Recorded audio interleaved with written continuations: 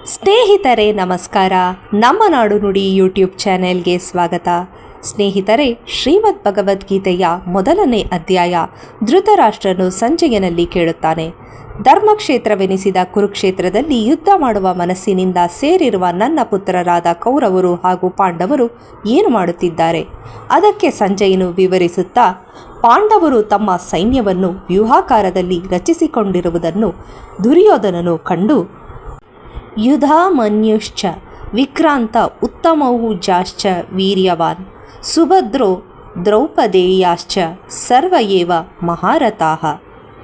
ಗುರು ದ್ರೋಣಾಚಾರ್ಯರ ಬಳಿಗೆ ಹೋಗಿ, ನಿಮ್ಮ ಶಿಷ್ಯರಲ್ಲಿ ಒಬ್ಬನಾದ ದೃಪದನ ಪುತ್ರ ದೃಷ್ಟದ್ಯುಮ್ನನು ರಚಿಸಿರುವ ಪಾಂಡವರ ಬೃಹತ್ ಸೈನ್ಯ ರಾಶಿ ನೋಡಿ ಎನ್ನುತ್ತಾ ಅಲ್ಲಿರುವ ಸೈನ್ಯ, ಅತಿಥರು, ಮಹಾರಥರು ಹೀಗೆ ಅನೇಕವನ್ನು ವಿವರಿಸುತ್ತಾನೆ.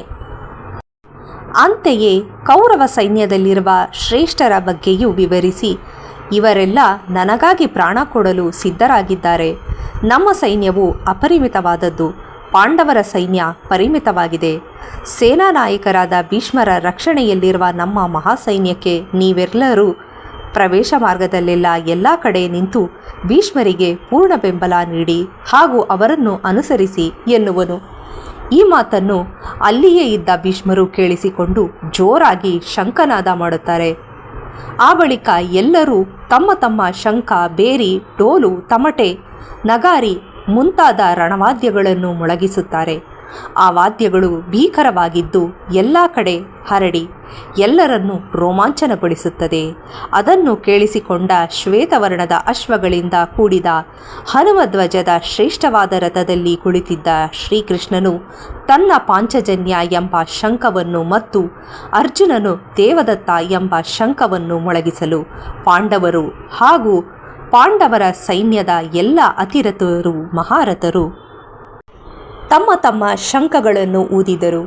ಆ ಶಂಖನಾದವು ಭೂಮಿ ಆಕಾಶಗಳಲ್ಲಿ ಪ್ರತಿಧ್ವನಿಸಿ ಕೌರವರ ಹೃದಯವನ್ನು ಭೇದಿಸಿತು ಎಂಬುದನ್ನು ಸಂಜಯನು ವಿವರಿಸುತ್ತಾ, ಮುಂದೆ ಯುದ್ಧಕ್ಕೆ ಸಜ್ಜಾಗಿರುವ ಕೌರವ ಸೈನ್ಯವನ್ನು ನೋಡಿದ ಅರ್ಜುನ ಶ್ರೀಕೃಷ್ಣನಲ್ಲಿ ತಮ್ಮ ಮತ್ತು ಕೌರವರ ಸೈನ್ಯಗಳ ಮಧ್ಯದಲ್ಲಿ ತನ್ನ ರಥವನ್ನು ನಿಲ್ಲಿಸಲು ಪ್ರಾರ್ಥಿಸಿ, ತಮ್ಮೊಡನೆ ಹೋರಾಡಲು ಯಾರು ಬಂದಿರುವರೋ ಹಾಗೂ ತಾನು ಯಾರೊಂದಿಗೆ ಹೋರಾಡಬೇಕಿದೆಯೋ ಅಂತಹವರನ್ನು ನೋಡಬಯಸಿದನು. ಆತನ ಇಚ್ಛೆಯಂತೆ ಶ್ರೀಕೃಷ್ಣನು ಎರಡೂ ಸೈನ್ಯಗಳ ಮಧ್ಯೆ ಭೀಷ್ಮ, ದ್ರೋಣ ಮೊದಲಾದವರ ಎದುರು ರಥವನ್ನು ನಿಲ್ಲಿಸಿ, ಅರ್ಜುನ, ನಿನ್ನೆದುರು ಯುದ್ಧಕ್ಕಾಗಿ ಸೇರಿರುವ ಈ ಕೌರವ ಸೈನ್ಯವನ್ನು ನೋಡು ಎಂದನು.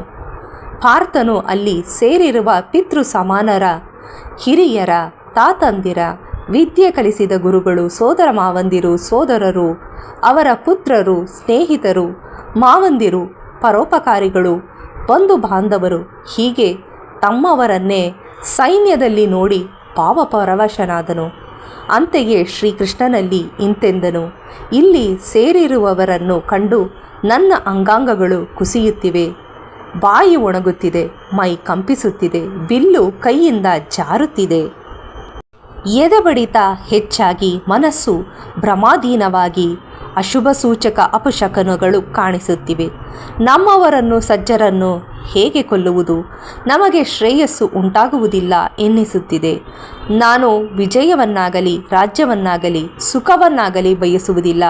ಈ ರಾಜ್ಯ ಭೋಗಭಾಗ್ಯದ ಬದುಕಿನಿಂದ ನನಗೇನು ಉಪಯೋಗ? ಯಾರಿಗೋಸ್ಕರ ನಾವು ರಾಜ್ಯ, ಭೋಗಭಾಗ್ಯ, ಸುಖವನ್ನು ಆಶಿಸುತ್ತೇವೆಯೋ ಅವರೇ ಜೀವದ ಹಂಗನ್ನು ತೊರೆದು ಯುದ್ಧಕ್ಕೆ ನಿಂತಿದ್ದಾರೆ. ಒಂದು ವೇಳೆ ಅವರು ನನ್ನನ್ನು ಕೊಂದರೂ ಅಥವಾ ತ್ರಿಲೋಕಗಳ ರಾಜ್ಯಾಧಿಪತ್ಯ ಸಿಗುವಂತಿದ್ದರೂ ನಾನು ಅವರನ್ನು ಕೊಲ್ಲಲಾರೆ. ಕೇವಲ ಭೂಮಿ ರಾಜ್ಯಕ್ಕಾಗಿ ಸಾವನ್ನು ಬಯಸುವುದೇ? ಕೌರವರನ್ನು ಸಂಹರಿಸುವುದರಿಂದ ನನಗೆ ಲಭಿಸುವ ಸಂತೋಷವಾದರೂ ಏನು? ಕೊಲ್ಲುವುದರಿಂದ ಪಾಪವೇ ತಟ್ಟುವುದು. ಲೋಭಗುಣದಿಂದ ಭ್ರಷ್ಟ ಮನಸ್ಸು ಹೊಂದಿರುವ ಈ ಕೌರವರು ಕುಲನಾಶದಿಂದಾಗುವ ದೋಷವನ್ನು, ಮಿತ್ರ ದೋಷದಿಂದಾಗುವ ಪಾಪವನ್ನು ಊಹಿಸದವರಾಗಿದ್ದಾರೆ.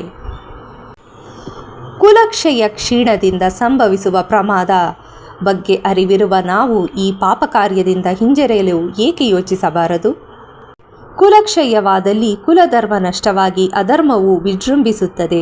ಅಧರ್ಮವು ಅಧಿಕವಾದರೆ ಕುಲಸ್ತ್ರೀಯರು ಹಾಳಾಗುವರು. ಅದರಿಂದ ವರ್ಣಸಂಕರ ಆಗುವುದು. ಅದರಿಂದ ಕುಲಕ್ಕೆ ಕುಲನಾಶಕರಿಗೆ ನರಕ ಪ್ರಾಪ್ತಿಯಾಗುವುದು. ಆದ್ದರಿಂದ ಅವರ ಪಿತೃಗಳಿಗೆ ಪಿಂಡವನ್ನು ಹಾಕುವವರು ಇಲ್ಲದೆ ಅವರು ಅಧೋಗತಿಯನ್ನು ಹೊಂದುತ್ತಾರೆ. ಇದರಿಂದ ಸನಾತನವಾದ ಜಾತಿ ಧರ್ಮಗಳು ಅಂತೆಯೇ ಕುಲಧರ್ಮಗಳಂಥ ವರ್ಣ ಸಂಪ್ರದಾಯ ಇಲ್ಲವಾಗುತ್ತದೆ. ಇಂತಹ ಮಾನವರಿಗೆ ನರಕವಾಸ ಲಭಿಸುತ್ತದೆ. ರಾಜ್ಯ ಮತ್ತು ಸುಖದ ಮೇಲಿನ ಮೋಹದಿಂದ ಸಜ್ಜನರನ್ನು ಸಾಯಿಸಲು ಹೊರಟಿರುವ ನಾವು ಅದೆಷ್ಟೊಂದು ದೊಡ್ಡ ಪಾಪವನ್ನು ಮಾಡಲು ಹೊರಟಿದ್ದೇವೆ. ಆಯುಧಗಳನ್ನು ತೊರೆದು ಏನನ್ನು ಮಾಡದೆ ತಟಸ್ಥನಾಗಿ ಇರುವ ನನ್ನನ್ನು ಕೌರವರು ಕೊಂದರೂ ಅದೇ ನನಗೆ ಕ್ಷೇಮ ಎಂದು ಅಂದುಕೊಳ್ಳುತ್ತೇನೆ ಎನ್ನುತ್ತಾ ದುಃಖಿತ ಅರ್ಜುನನು ಬಿಲ್ಲು ಬಾಣಗಳನ್ನು ಬಿಸಿಟು ರಥದಿಂದ ಇಳಿದು ಕುಳಿತು ಬಿಟ್ಟನು.